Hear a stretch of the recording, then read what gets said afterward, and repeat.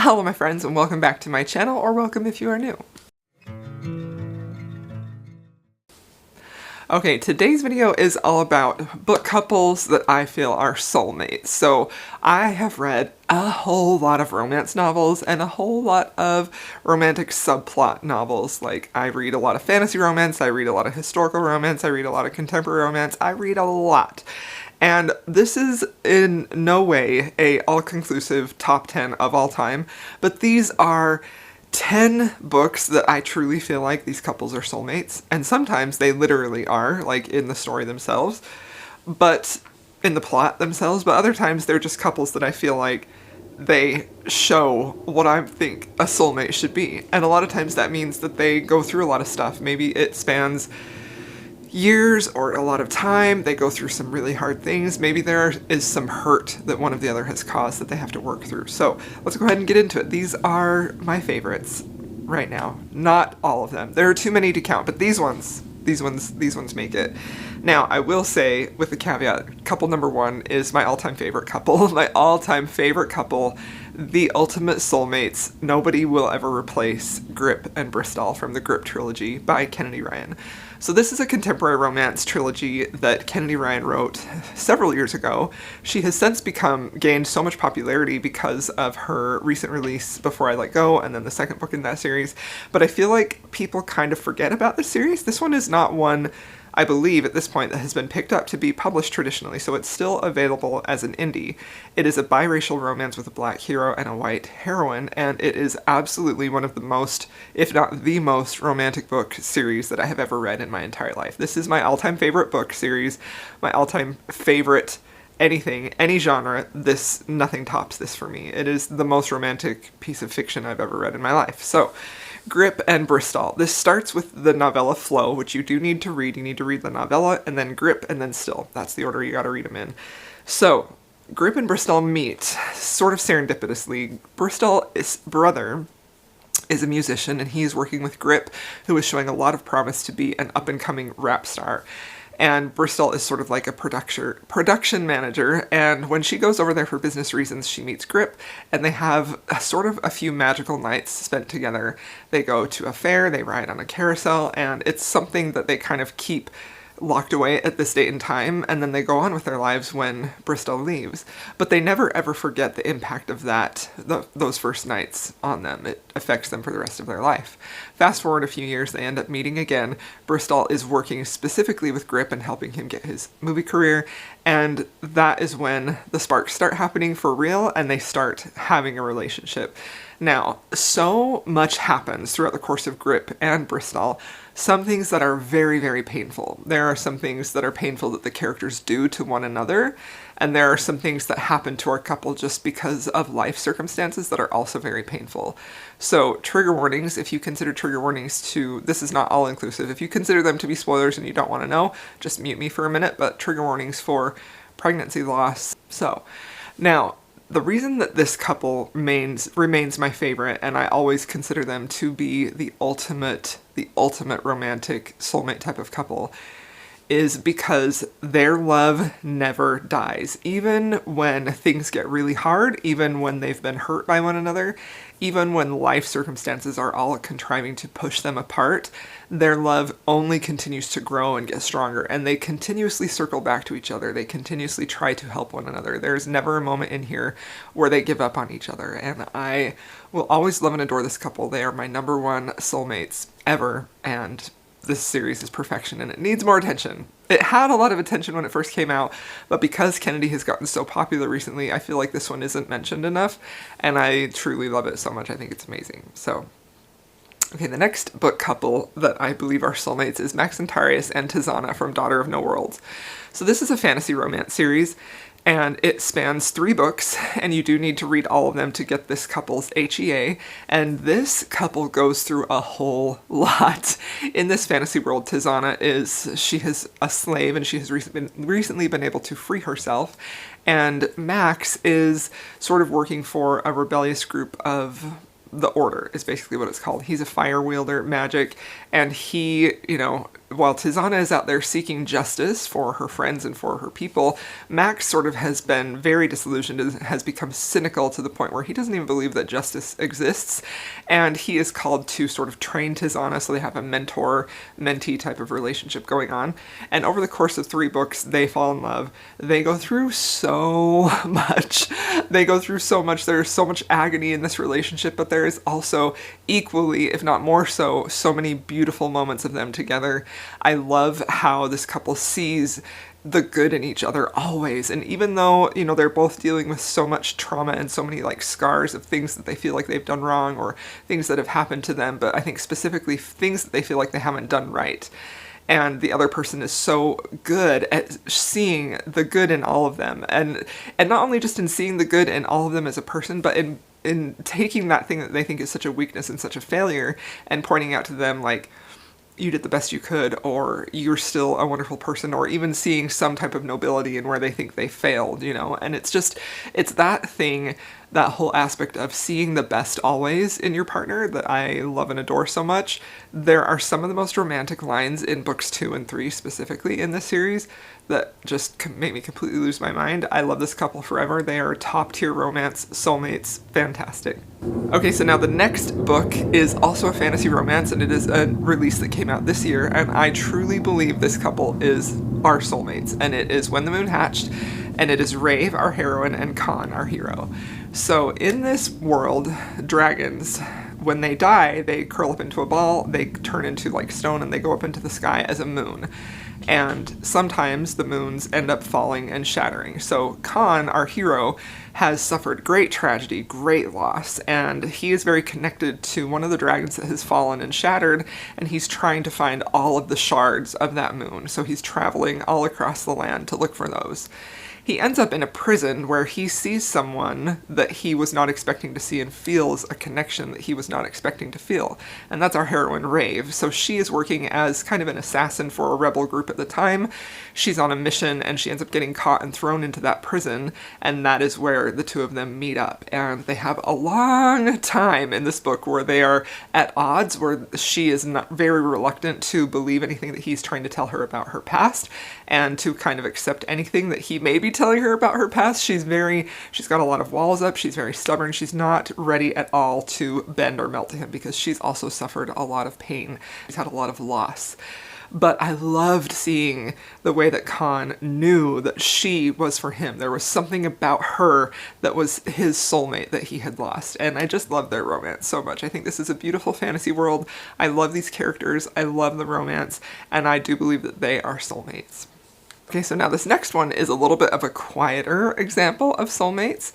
There is not the amount of pain or suffering in this book that there are in the previous books that I have mentioned. So if you want something that still feels like a soulmate romance, but you don't want to go through, I mean, there's still pain and angst in this one, but it's not near the level as the previous 3 that I mentioned. This one would be for you, and it is Adjacent, but Only Just by Nicole Vaughn. So this is a historical romance, and I've talked about this book a lot this year. It's one of my favorites of the year. It is one of the most romantic historical romances I've ever read, and it's beautifully written. So we have our heroine, Viola. She's a very well-known author, writer. She is sort of lauded as like the literary darling, and people are assuming that she is going to make a great match with Ethan, who is a very well-known and respected poet. So she travels to go and meet Ethan because everyone, you know, they're going to try and match up and become this power couple or whatever. And on her way over to meet him, she actually ends up meeting his brother Malcolm. Now, Malcolm has just suffered a devastating loss of his wife and their baby during her delivery, and he feels very broken. And it's not a just loss, like it has happened and he's been dealing with it for some time. He loved his wife and he felt like his world just came to an end when she died. So when he meets Viola, he recognizes something about her that makes him feel something that he hasn't felt in a very long time. And it's that spark of life that she has brought back into his life that makes him so intrigued with her. And for her part, she's really interested in the different perspective that he has and how he is obviously like handsome and whatever, but like just the kindness and the goodness and how he sees things about her that other people miss. This really feels like a romance where these two really see and understand each other, and it's beautiful. I love it very, very much.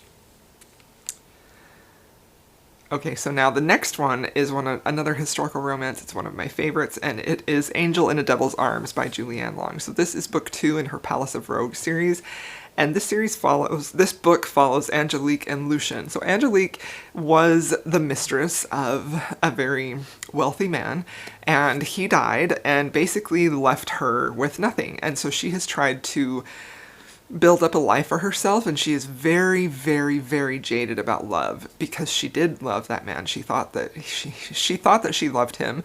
Come to find out, he was really betraying her in a lot of ways and leaving her kind of destitute at his death. So she's very jaded. She doesn't believe in love anymore. Lucian is the bastard son of a lord. So he is Lord Bolt, and he is believed to have been killed at sea. So he washes up on shore near the Grand Palace on Thames, and that's where he meets Angelique, and they are both, more so Lucian is just very much attracted. Like, there's a very strong element of attraction pulling them together, but there is also so much more here. And I think the thing that really makes me feel like these two are soulmates is that we have these two lost souls in the world. One who, was kind of attempted murder by other people. He is the bastard son. He feels very lost. He doesn't know what he's doing with his life. And then we have Angelique, who has been spurned and betrayed and is trying to make a life for herself. And they find each other, and through time of this book, they end up trusting one another and falling in love. And it is so absolutely beautiful. I love this romance so much. Okay, so now this next one is Daring and the Duke by Sarah MacLean. This is book 3 in her Bare Knuckle Bastard series, and this one follows Grace and Ewan. So Grace and Ewan grew up together as children, and they kind of fell in love as they grew up into teenagers and adults, and then they were separated through some betrayal. Grace believed that to be betrayal, and now she is bent on getting revenge on Ewan. Ewan, for his part, had to separate himself from Grace for reasons that were not betrayal, but had to appear so.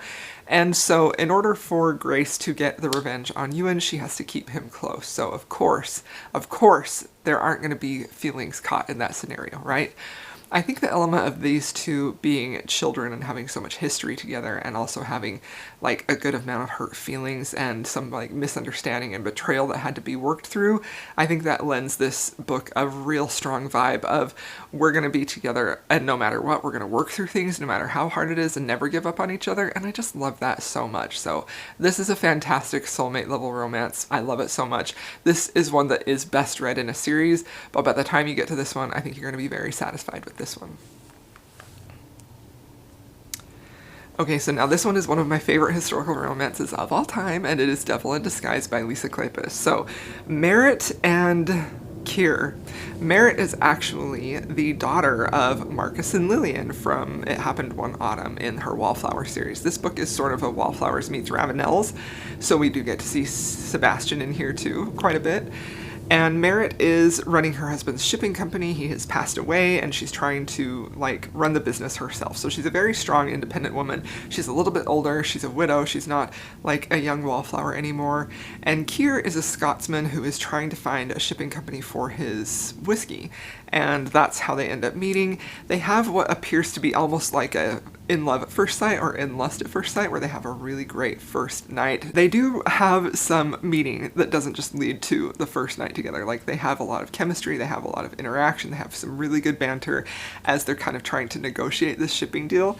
But at the end of the night, when Keir leaves, something happens to him. He is hurt, he's injured, and he ends up getting amnesia. So Merritt goes to try and find him, because their one night together wasn't just a physical night, it was a night where they really felt like they met their partner, their other half of their soul.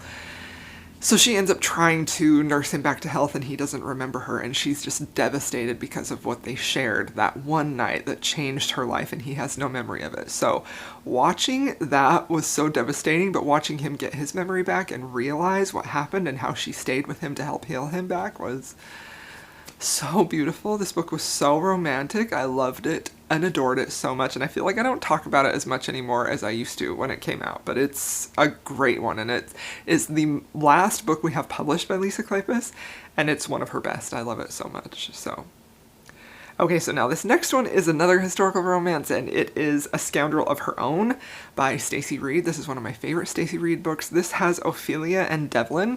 This one starts out as like they have an interaction as kids.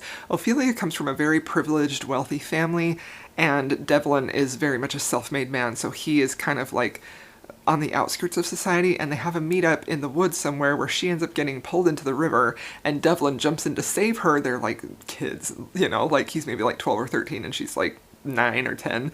He pulls her out and he thinks he's going to take care of his Fifi and protect her and save her. And so they end up in this little cabin for like a day or two, and then her family finds her and rescues her, but they've never forgotten each other, right? So that had such an impact on Devlin that his entire life is spent trying to be the type of man that would be worthy of being with Ophelia. And Ophelia herself kind of has a very privileged life as a heroine, but she moonlights as a songstress, and she's under the protection of Devlin unknowingly. She doesn't know that's who's protecting her, right, and financing her and everything, until she has to find that out because some secrets about her family and her father are revealed.